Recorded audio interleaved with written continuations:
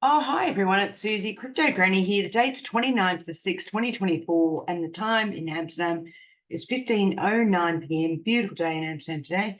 And I'm much apologies. I haven't been able to do any output to you guys in terms of the market this week. I've had nothing but huge problems with my computers. I've got three screens and a big computer and other computers as well. But I did a stupid thing. I know everyone does silly things with technology and computers, and I really should have asked Lizzie. But I tried to update just something very simple. I tried to upgrade my what is it called? My internet base. My web page, I should say, update. And I was using Opera, and I tried to update that and sync all my links, and something happened, and my links, all my important links from my work and everything I look at, you know, portfolios and everything got lost. And I look at about 35 different portfolio links and 100 different market links. And it didn't, when you go from one old browser to a new one, it didn't systematically bring over all my links. And then I tried to have meetings with clients, and oh God, it was just one thing after another, people, seriously. Tried to have meetings with my clients, and then my volume wouldn't work in Zoom or Slack or anything. And it just drove me mad for the whole week. Nothing would work. And I'm getting to the bottom of it now. I had to get Lizzie's help. I'm never going to do anything like that again. So don't do what I did. Get a professional to help you upgrade just simple things sometimes, because those simple things can really kill you. Anyway, I hope everyone's well.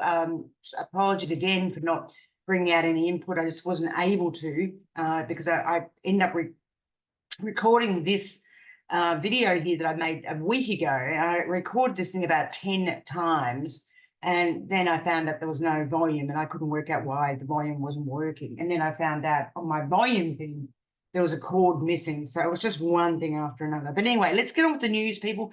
Hope you're all well. Hope you're all doing well with your family and your kids and your beautiful animals and everything else, and everyone's happy and life's good. But I've got to tell you, I watched the presidential debate the other night, and golly, what can I say? I think the American population's just realised that Mr. Biden, is ailing. I'm not an ageist by any means. If someone's still, a good mind and sound health and everything else, look at Warren Buffett, look at Charlie Munger. Charlie Munger worked until he's 99. Mr. Buffett's a fair age as well. But, I've got to say, Mr. Biden, it was sort of a bit embarrassing, I think. And I think the American people are just realizing that, he is slowing down, and, I just feel that, look, regardless, I think Mr. Trump's going to win, whether you like the guy or not. He's got something, and I think he'll win. And that's why we've been buying Trump memes. Just I haven't put them out to clients, but just behind people that want high risk.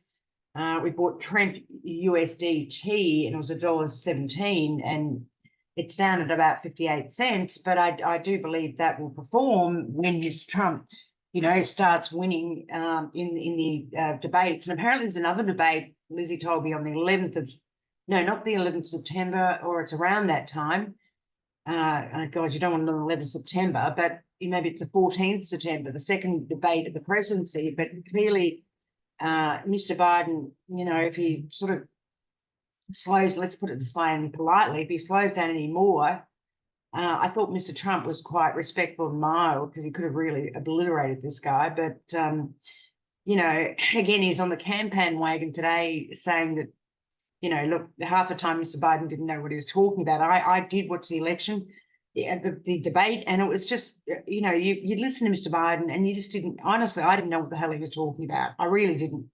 It was almost like rambling, and, then he'd forget words, and I didn't know what he was talking about, with the different accent and the way he sort of mumbles. It was really hard to understand what he was saying, I've got to tell you that. And we know that they all lie. We know Mr. Trump lies.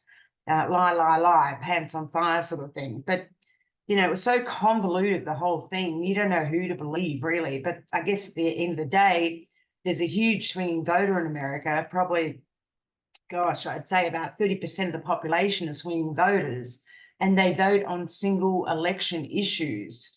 And certainly crypto is a single election issue. Now, we just saw Jesse Powell from Kraken give Mr. Trump $1 million worth of Ethereum, and all the big crypto players are giving Mr. Trump money, for his campaign. And even when he, all his law, all his crimes and everything, and if he, has to pay money, people are actually giving him money for his law fees. So it's quite insane. And obviously Mr. Trump's taking crypto in now, and apparently Mr. Biden is as well. So, it's pretty weird what's going on at the moment, I've got to tell you that.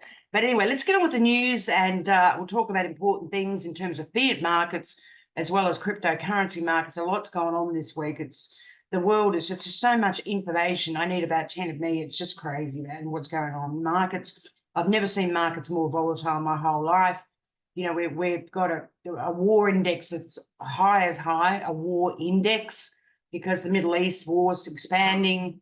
We've got the Russian thing going on. We've got China out there as well, and Iran. And God, the world is just, to me, it's precarious. But anyway, I want to bring you some good news as well.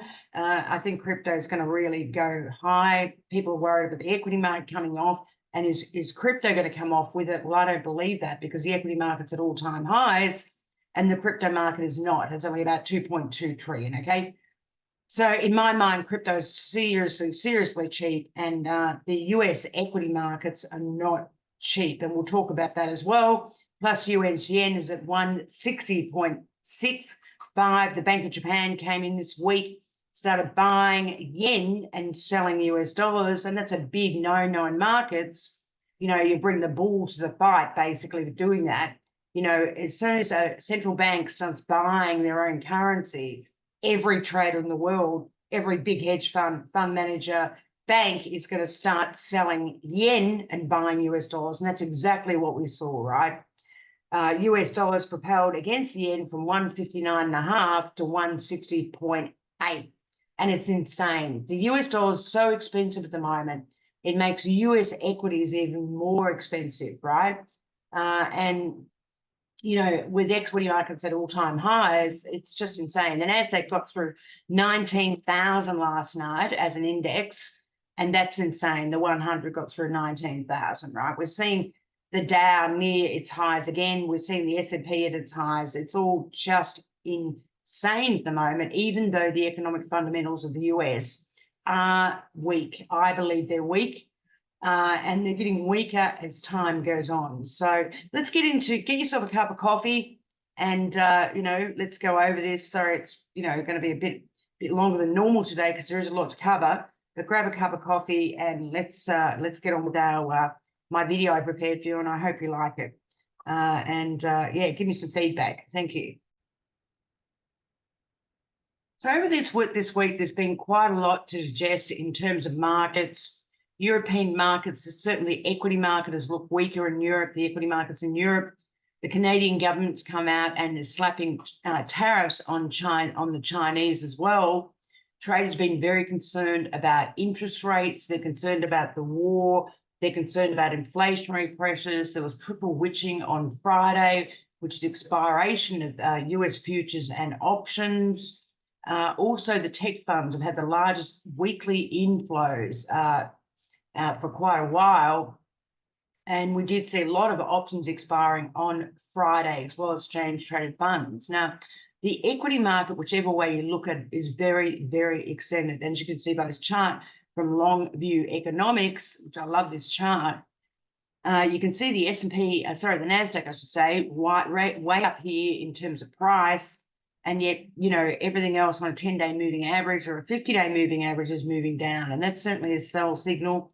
The NASDAQ is very overextended. The NASDAQ 100 futures is up here, and it's incredibly overextended at the moment by this chart, by more than one standard deviation, which is always a concern. Then when you look at other charts from Long View Economics, you'll see that, it's also the same with the S&P 500, way up here, and yet all the indicators for moving averages and risk is moving up, and all the indicators are moving down. We can also see this with NVIDIA shares. NVIDIA shares had a stock split 10 to 1. And when you look at the year-to-date S&P It's literally up at 32% for the year, okay, the S&P 500. When we look at the Philly Sox index, we saw a bearish key reversal last Friday, and we also saw it on Friday yesterday, right? We saw bearish key reversals in the equity markets. It's happened 2 Fridays in a row. And I think the equity market, in my mind, it's priced for perfection. It really is priced for perfection. And I think it can come down a long way. My view is risk assets, including crypto. Crypto should be immune to what's happening in the equity market. That's my view. But clearly, contagion and clearly trader sentiment in the equity market may spill over into the crypto market. But my belief is crypto fundamentally is so cheap, right? The coins we look at, we're talking about Polkadot, under $6. We're talking about Chainlink at $13. We're talking about Bitcoin at, 61,000. I mean, these coins are making billions and millions of dollars in revenue a year with no debt. And they've been around for 10, 15 years, right? And the networks are getting more and more profitable. It's insane that the valuation of these coins keep going down. The one thing people forget within the equity market and the crypto market, you're not comparing apples with apples. The equity market is based on price earnings forward, okay? And stocks will price to valuations of price earnings forward with PE, right? PE. So when you buy a stock, you're buying 30 times, if the PE is 30, you're buying 30 times the revenue of that company for 30 years, right? And the crypto market doesn't do that. It doesn't forward price, Bitcoin and the network earning $3 million a day. You see what I'm saying, right? So you're comparing apples with oranges, right? Also, crypto is about technology, all about technology.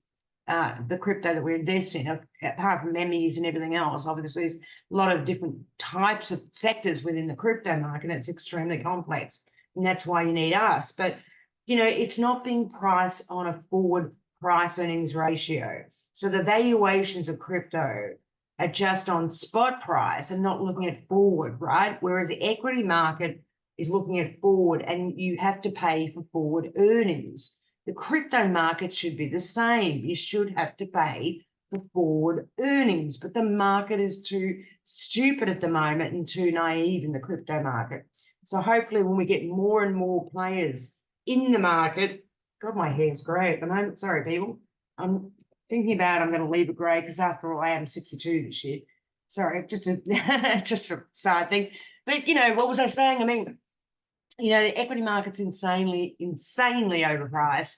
And there's a whole lot of traders that are still only 30 or 35, and all they've ever seen is an equity market going up.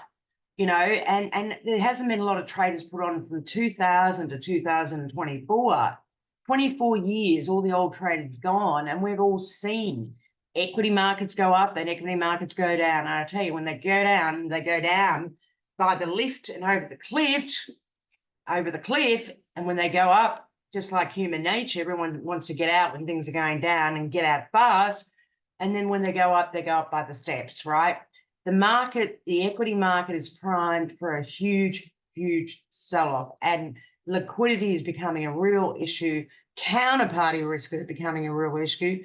Sovereign credit risk that we used to talk about 25, 30 years ago is becoming a real issue, and it should be.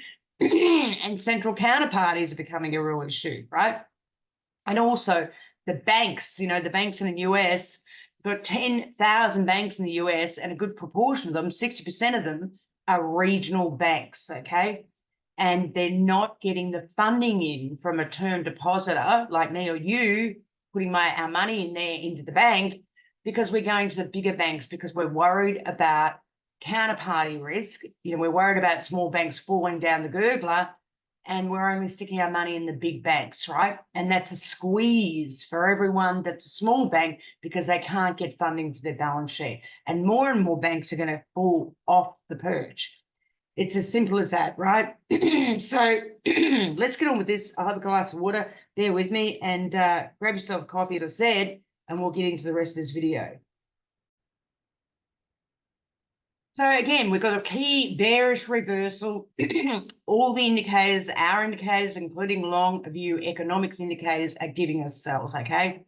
Sell, sell, sell. We have seen European bonds, they've been very, very volatile lately. We've seen 10-year bond yields in Germany come down a little bit because of weak PMI, but we've also seen equity market declines in Europe. Plus, we're worried about political risk, particularly in France and Germany, particularly if it goes from a democratic socialism to literally the National Front. And that's very, very concerning as well.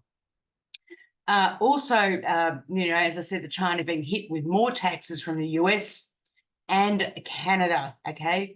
So the US has announced a plan to nearly quadruple tariffs. People are very concerned about commercial real estate. Commercial real estate looks quite bad at the moment. And central banks are starting to ease interest rates. And we've seen that with the Danish central bank. We've seen that with the European Central Bank, the Bank of Canada. And we didn't see with the Fed. The Fed left the US interest rate at 5.25% to 5.5%. But what people are concerned about certainly is the banking environment in the US looks very weak. And there was an article that came out, which I will talk about, much more weaker banking environment. Also, some of the big S&P rating agencies came out and were concerned also about some of the larger banks as well, right? We have seen US home sales weaken to negative 11.3%. They were expecting negative 0.2%, which is a lot weaker than anticipated. And US home sales were down a bit as well. It's not great because, seriously, the home prices in the US are still very, very high. No one can afford them. And, the cost of inflation and everything else is rising astronomically, right? So that's not a great story in itself. We've seen the US yen, as I said, get up to 160.7135. It's already up year to date, up 11%, right? We've seen US 10-year bond, it's hovering around 4.32. My trigger for a sell on that is 435. If it gets past 435 in yield, it's going to go higher, 5%, right? As far as I'm concerned, the yield curve at the moment is too negative in the US. In other words, a 1-year rate's at 5.12% and a 10-year rate is 4.315. Now, if that yield curve starts to steepen, that's going to be very bearish for the NASDAQ, okay? The NASDAQ is long-winded, long duration technology stocks. And if the US 10-year bond rate goes through 4.35%, the NASDAQ really should come off big time. Now, the US equity market, they play with those indices. They buy the Dow and then they sell the NASDAQ, or they buy the NASDAQ and they sell the Dow. The Dow's been looking very weak as well. But, they're just playing to keep those indexes up, right? There's a lot of manipulation in the US stock market at the moment. I can tell you that right now, because I trade it every day and there's so much manipulation going on. But either way, the US stock market is priced for perfection. The NASDAQ's up 33% this year. The S&P with dividends is up 30-odd%. The Dow's up 16%, right? It's the US market is basically priced for perfection. Priced for perfection, okay? And that's what we've got. As I said, Mr. Trump is raising more money than Mr. Biden with cryptocurrency. The US is doing the labor market, the UK is doing it hard as well.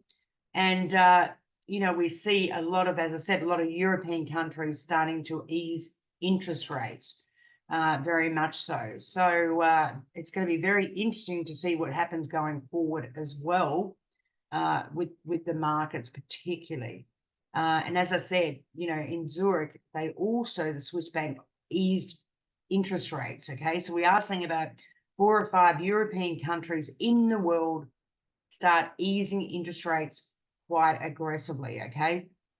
And again, people are concerned about banks. There is an article, wherever it is on this video, I've forgotten where I put it now after a week of doing this. But anyway, what we're looking at here is emerging market debt spreads, credit spreads. They've been doing quite well.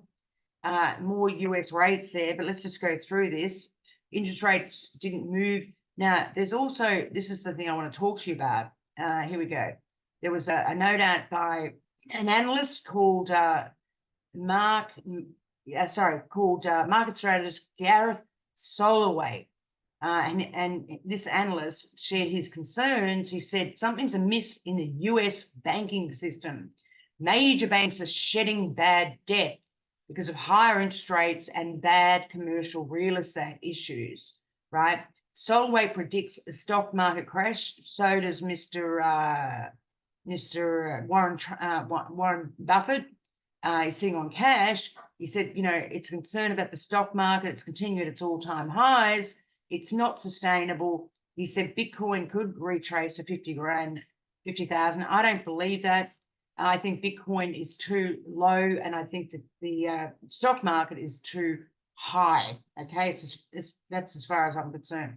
He believes that Bitcoin will get to an all-time high, but he is very concerned about the US banking system. There's a lot of weak banks out there, as I said, and they're really, really suffering at the moment. Okay. And again, the equity market is just too high, right? And it is priced for perfection. Okay.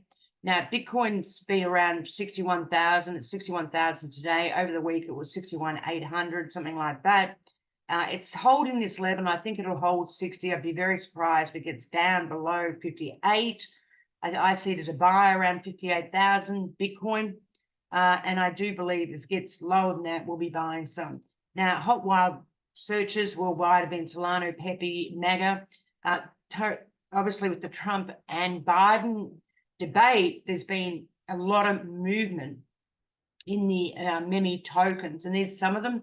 Constitutional, MAGA. MAGA was about $15 at one stage. Mr. Joe Biden at 16, Mr. Donald Trump at 0.833. It did bounce, but then yesterday it came back to 58, but I do think that'll go higher, and I'm happy to hold that, even though I'm losing money at the moment. Super Trump and a few others here, which are all very interesting. We keep an eye on those as well. And these are political indicators, right? I'd imagine now with all the rhetoric out about Joe Biden, Mr. Trump's trend is going to go higher and Mr. Biden is going to go lower, unfortunately. But that's just the way it is. And it's a political index, which is being monetized to the US electoral, politics and, who wins in terms of the presidency, right? So I think it's really interesting. And again, we've never seen this before in markets where you've actually got many tokens or shares, that are being used as a political index. It's amazing. I mean, we've never seen that in markets before, right? So these meme tokens for Trump and Biden are political indexes. And as Mr. Trump wins more, you can imagine Donald Trump's going to go through the roof. So's MAGA. And unfortunately, Mr. Joe Biden's meme is going to go lower. And that's pretty much the way. And with the second presidential debate, I think it's going to be even more woeful watching Mr. Biden, I'm afraid to say. And it's almost embarrassing for the American people too. And I do believe what Mr. Trump says in some ways. I mean, the Americans aren't well liked overseas. Seriously, they're not. And honestly, this whole US fiasco with Mr. Trump, being, he's a criminal for all sorts of things, but he can still run for the presidency. Doesn't make a lot of sense to a lot of foreigners that aren't American. It certainly doesn't make sense to me, but he can still run for presidency. It's beyond me. And then Mr. Biden, when he's jittery and whatever, and yet no one, Kamala Harris, who's a part of Mr. Biden's team, doesn't do anything either, and the rest of them. I just don't get the whole situation in the US electoral thing, and probably because I'm a foreigner, right? It's as simple as that. But it's going to be very, very interesting what's going to happen, and certainly market's going to be very volatile. The election, I think, is on the 5th of November, and it's going to be very volatile and very whippy. That is for sure. So it's going to be very, very interesting. And I can't wait to see what happens in the next couple of months. But I do believe crypto will outperform. And I don't believe, look, if Bitcoin got to 50 grand, I'd be, literally parking up the truck and getting as much as I could, right? I mean, I'd even be tempted to sell my house if I could, right? But, again, it's cheap. It's cheap. The network is producing so much revenue. It's insane, and it shouldn't be lower now than what it was, years ago when it was higher, or at 68,000 or 74. The market is cheap, babies. The market is cheap. So, again, we've got this concern of the banking environment. We've certainly got this concern about the equity market being at all-time highs, and the rest goes on. So let's see what's happening with Ripple. There was some law case, and it keeps going on, and people are sick of that. Ripple's still got to pay 102.6 million by the SEC. They're not backing down. A lot of people are against the SEC at the moment, particularly Mr. Gensler. Many people think he's going to cause Biden to lose the election.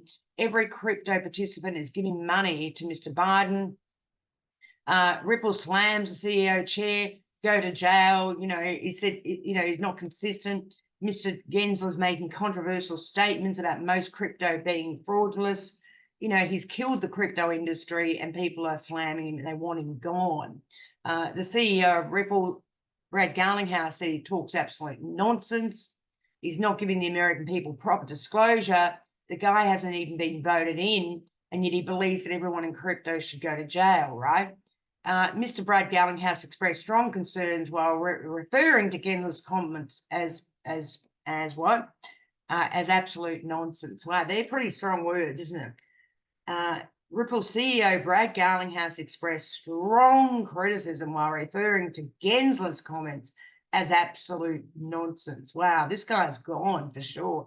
And certainly if Mr. Trump gets in, Mr. Gensler is gone, and he will deregulate, hopefully, more crypto. America should be great again. And, I think Trump's going to be good for the market, people. I really do. He's going to be great for the markets, believe me, I think. He brings the Americans hope, and I think that's what you need in that country at the moment, because so much is going on. Garlinghouse also addressed Mr. Gensler's failure with FTX. Now, apparently they were mates, him, Mr. Gensler, and the kid from FTX, who's going to be nameless. But, again, and he's right about that, because they didn't do anything about the FTX thing. They missed it, and, a fair dinkum. And he believes this man is just not working for the American people. And I believe that. Also, Mark B. Cuban made the same comment in May about Mr. Gensler and said he's going to cost Biden the election. And I think they've got to really think about this, right? And now Biden is accepting money from crypto people, right? Again, it's just crazy. And yet this guy, Gensler, as I've said, is monitoring a $120 trillion market and in equities and everything else, and bonds 180 trillion, but his laws and theories are inconsistent, right? And, many people believe that he's gone too far out of what is required by law, okay? And it's not great. Gensler will cause Biden to lose the election, says Ripple Labs leader, CEO, right? And, many people are criticizing the SEC's harsh stance on crypto. And again, we talk about the swing voter in America, single issue voters. There's 50 million people in America that invest in crypto. Imagine if all those people vote for Mr. Trump. Okay. Mr. Trump in the last election, 2016, I think, got 77 million votes, first past the post, right? So, yeah, you got to imagine that the SEC is in trouble. Apparently, David Hirsch recently resigned. He'd been there for 9 or 10 years, and he just said that he wanted to, experience more outside the SEC and spend more time with the family, and that's fair enough. But I'm sure this fellow will turn up in crypto somewhere with his experience being in the SEC for 9 years. But again, the SEC is still expecting Ripple to pay 102.6 million as a fine. And Ripple are just saying, we don't even know how you work that out. Seriously, how are you working out that we have to pay 102 million? Before, don't forget, it was 100 billion. The SEC said they've got these forms, and methods of working out how to get a fine. But Ripple is saying, why should we pay more than Terraform, who only paid, 10 billion or whatever, right? The SEC that says that Ripple made 876 million in gross profits by selling securities. And so therefore you have to, pay a fine of 102 billion. But Ripple's saying, no way, we don't believe in your formula and we're not going to pay it. And that's fair enough. And Ripple have said we'll pay, less than, 10 bill or whatever. But again, the SEC are not backing down, and they need to. And people are sick of this stuff, fair income. It's really, you get absolutely jack of it listening to this stuff all the time, and I'm really tired of it. So sorry I have to report this, but we do need to keep a very close eye on XRP, okay? But it's not doing anything at the moment. But, if the SEC was cleared, then XRP could rally quite a bit. And that's why we need to keep a very, very close eye on XRP, because in our investment portfolio number 7, we only have $5,000 investment in XRP or less. Can't remember now, maybe 3,000 out of 100,000. Okay, so we need to keep a close eye on that. But this whole legal thing is costing the American public a fortune, and it just keeps going on, and people are just fed up with this stuff because we're talking technology here. These coins are not securities. There's technology behind them, technology, and that's the whole point. And Gensler's not getting it, and I'm tired of talking about that guy. That guy needs to go. He's not elected. And I believe Garlinghouse, is right. He says there'll be a big win for this company.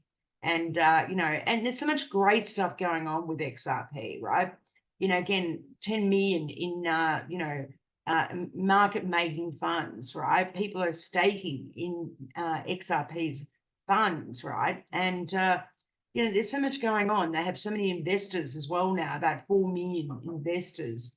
And SBI, Japan are supporting them. Lots of people, again, XRP and Ripple are looking at cryptocurrency, digital cryptocurrency for lots of European countries all over the world and everywhere else. And they've got an incredible technology, right? They can now do smart contracts. Ripple, they can do. They're looking at pricing oracles, going into competition with Chainlink, right? The story goes on. It's a great story, and XRP shouldn't be at 47 cents, but it is, and it's underperformed for about 3 years, right? So we can't be wedded to XRP. We just need to keep an eye on it. And when it starts moving, get on, people. But I can't hold XRP any more than what I hold in the portfolio because it's just not making any money. It's as simple as that. Let me just have some coffee. Oh. So Navitech has chosen Polkadot Substream for its digital asset portfolio. Another client for Polkadot. Polkadot's very, very cheap.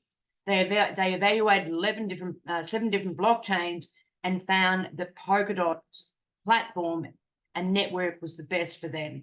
They said it suits their business and their technical requirements in terms of security and scalability, in terms of technology. It supports CB, central bank digital currencies, and it offers retail and wholesale modules as well. And, it's a great story. Plus, they have a sandbox for central banks. Also, Metaplant has bought Bitcoin. It's a major investment company that sold its bonds to buy Bitcoin. And it's doing exactly the same thing as MicroStrategy. And more corporates are doing this. They're starting to sit in Bitcoin. And corporate treasuries all over the world and family offices, there's millions and millions of them, right? They're all going to hold Bitcoin, and there's no supply of Bitcoin. You don't need to be a rocket scientist to know where Bitcoin is. Whether the market goes to 50 or whatever, it doesn't matter. It's not going to stay there, people. Bitcoin's going to move because there's no supply. And that's why we're in BCH as well. The same story. BCH only has 21 million. 19 million a mine, blah, blah, blah, right? And again, the ETFs have taken funds in for Bitcoin where they have to buy Bitcoin of 16 billion. There is going to be no Bitcoin left, and Bitcoin will skyrocket. MicroStrategy have been buying more and more Bitcoin. They're selling their bonds and their convertible bonds, and it's just going to go higher and higher. Now, also, Patera came out. Patera is a very, very smart operation. I love Patera. And the CEO is Dan Moorhead, who's brilliant, brilliant. You read his investment notes every month. He's a genius. Dan Moorhead from Patera Capital. They praise Solano's adoption and architecture. They think Solano is one of the best networks out there, and not surprising because Solano can do transactions per second, a minimum of 65,000 transactions per second. And then when it slows down or the system doesn't work, people go, Solano's not working. But look at it in reality. Solano can do 65,000 transactions per second. one of the highest networks of transaction speed anywhere, right? It is a gold mine, and now there'll be more ETFs on Solana. They'll be coming up. Pantera compares Solana's rise to Apple's entry against Microsoft. So they're basically saying Solana is an Apple. You buy Solana now, it's like an Apple. And I agree with them. You don't want to sell Solana at 79 cents. It's cheap at 129 bucks. They're saying Solana is the best network out there. It's got great user experience. People can mint their own NFTs or their memes. In May, at 510,000 new tokens were printed off Solana. It's insane. Think about the money they're charging people to do that. Pantera's right. They've got a fund for Solana. They said no need for bridging. It's easy to use, faster innovation. These are the reasons why Solana is so great. Monolithic design, enhanced security, decentralized, fewer points of failure. Solana supports unique applications like drip, low fees, and high good latency, enable content to be created. Unique addresses. Unique addresses. Let me go back. That was really good. Start that one again. Support new application. We've got that one. It's fantastic. Low fees and latency enable content distribution and globs. Globs, I don't know what that is. The addresses went from 14,000 to 1.34 million. Token creation, exchange volume, research. Solana's future looks bright.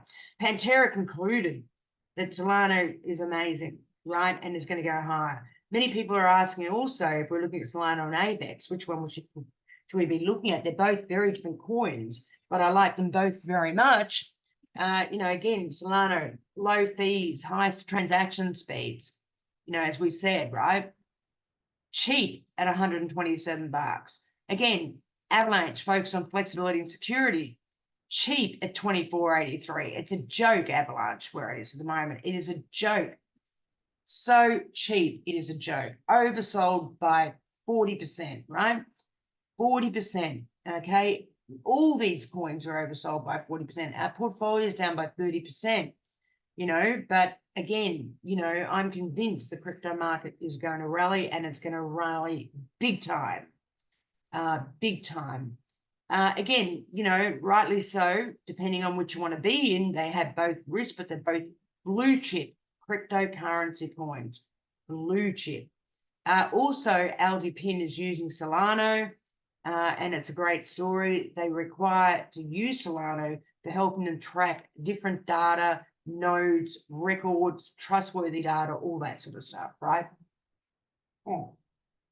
Reduces bias, fewer chances of bias with AI, token distribution, all sorts of things. Solana's a meganaut, but so is Polkadot, so is Avalanche, honestly. Everything we invest in, as I said, there's like well over 2.5 million coins now, right? And, we invest in probably about 60 to 80 max, but they've all got the fundamentals. We've been looking at them for a long time. Over 10 years, people, okay? Over 10 years. And that's a fact. Now, Engine was a coin, which is an NFT platform. It was a coin that we had in our investment portfolio number 5, and that was about 3 or 4 years ago.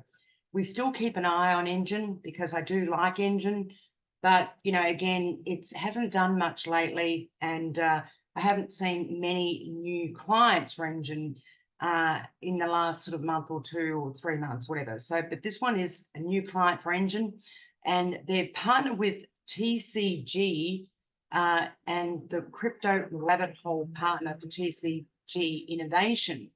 And what it is dealing cards and games and this sort of thing. And then they can create them in a digital format and trade them digitally as well. So it's quite interesting this. So let's go through this, people. So they call it Engine and Crypto Rabbit Hole Partnership. Engine and Crypto Rabbit Hole are revolutionizing the TCG market. And it's about combining real and digital trading cards. And I love trading cards. It could be football cards or anything, right?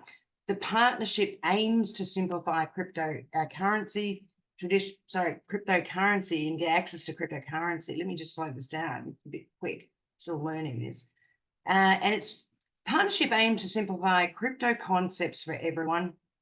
Also, it's looking at merging traditional board games with trading cards. The game is available both physical and digital. I wouldn't mind looking at this actually. And each card in the digital version is an NFT, ensuring true ownership. And these NFTs are listed on NFT.io for easy trading and selling, which I wouldn't mind having a look at as well. George Katsoulakis of what is it? George Katsoulakis, bear with me, this is the company of TPC. Here we go back again, sorry. So easy selling on FTIO for trading and selling. Mr. Katsoulakis, the founder of CXRH, which is TPC, praises engines, tools, and support. Sometimes this video goes a bit fast and I lose it. He believes their shared vision will enhance gaming awareness. Hot now. The game integrates online and tangible gaming functions. Great. Engine's Discord bot connects wallets to Discord servers. This partnership paves the way for advanced crypto gaming. How cool. Also, FarmCent integrates Chainlink for enhanced trade finance. That doesn't surprise. Chainlink's a meganaut, getting new clients every day. Chainlink has pricing oracles across the world everywhere, and everyone needs Chainlink's pricing oracles. Now, FarmCent is a trade finance platform located in the UAE, and it's recently announced its affiliation with Chainlink's tokenized asset system. This partnership seeks to enhance FarmCent solutions concerning traceability, cross-border payments, and decentralized financing. The integration of Chainlink CCIP and its proof of reserves in this partnership establishes a new standard of security and transparency in the on-chain process of bringing real weighted assets to the market in terms of tokenization. This is amazing. FarmCent is committed to revolutionizing the trade finance industry. And when we talk about trade finance, we're talking about in the olden days, you had to get your goods of service and all this sort of thing, you know, goods of service and letters of exchange and all that stuff, right? And it was very problematic because if the goods didn't marry to the letter of exchange, you wouldn't get your money, right? It was a nightmare. And I remember doing these goods of service contracts, and this is in the olden days, years ago when I was about 25, right? And it would just be a nightmare. But if it's going on to blockchain technology, it's going to be so quick and so safe. It's going to be fantastic, right? So FarmCent has teamed up with Chainlink to improve transparency and allow safe, decentralized finance opportunities by incorporating its revolutionary tokenization mechanism in its platform. I mean, this is fantastic, right? Unbelievable. And Chainlink is a meganaut. And I believe Chainlink is going to outperform Solana this year, and it should, because it's making a fortune, people. Don't forget all the fees it gets for putting out its technology to everyone else, every corporate in the world, every bank, every crypto, and there's 2 million cryptos and everything else. Everyone needs Chainlink, right? Chainlink should be more expensive than Ethereum, okay? $4,000 a unit or something. It's incredible. Absolutely incredible. And it's like what I said before, in the equity market, people price according to PE, forward earnings. They don't do that in the crypto market, right? The valuations are wrong and too cheap. Simple as that. Chainlink facilitates the security interaction between blockchain ecosystems, enabling them to integrate and cooperate. Farmers functions rely on features that enable seamless cross-border transactions, right? Amazing. I mean, incredible what this is about, right? So let's play this again. Is that going? Yeah, it's going. So, you know, Chainlink is amazing, right? It gets rid of all the clunky old features of traditional banking service, and it's real-time, mark to market with security. That's what the technology provides. If your pricing oracle is wrong, then all the valuations for all your assets and liabilities are wrong completely. Chainlink is a must. The technology of Chainlink is a must. Don't forget, Swift is using Chainlink. Some of the biggest organizations in the world are using Chainlink. Okay, huge organizations are using Chainlink, and it's a meganaut, right? It's a meganaut. It even looks at their proof of reserves, right?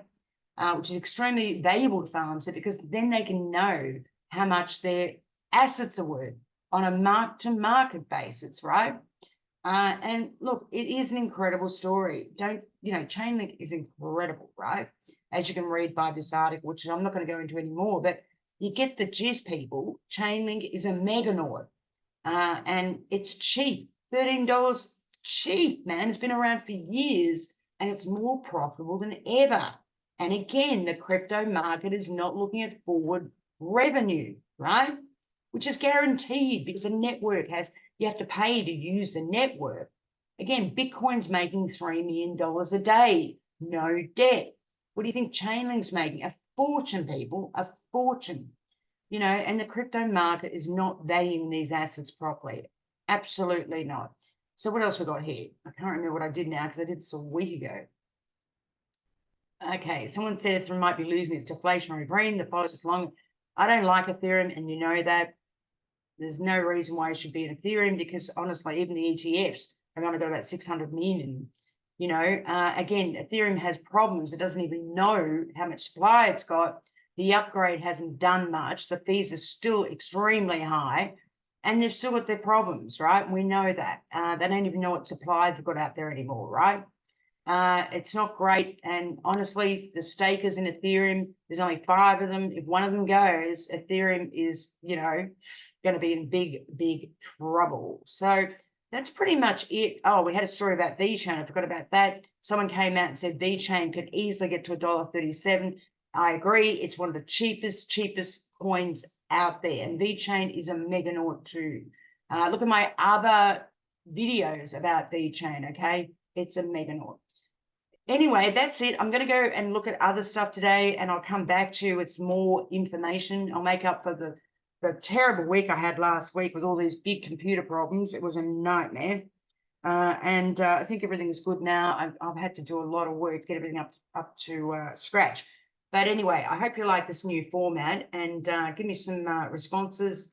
And, anything else you want me to talk about, come back to me. And have a great day. It's a beautiful sunny day out there. Watch the European soccer. It's been outstanding. Who won? Georgia beat Portugal 2-0, which is incredible. Who else won? Someone else won. Turkey won. They weren't expected to win. It's been so exciting, and we'll bet on that. So it's going to be fun tonight. Anyway, people, I'll come back to you. Apologies again for not getting out much content this week. It was just a shocker. Please don't stuff up your computers, because if you do that, it's going to take you a while to get them fixed. And I fell into that situation. So have a great day, and I'll talk to you very, very soon. And please look after all your loved ones, your beautiful animals, yourselves, more importantly, and just make this world a better world. Thank you very much for listening.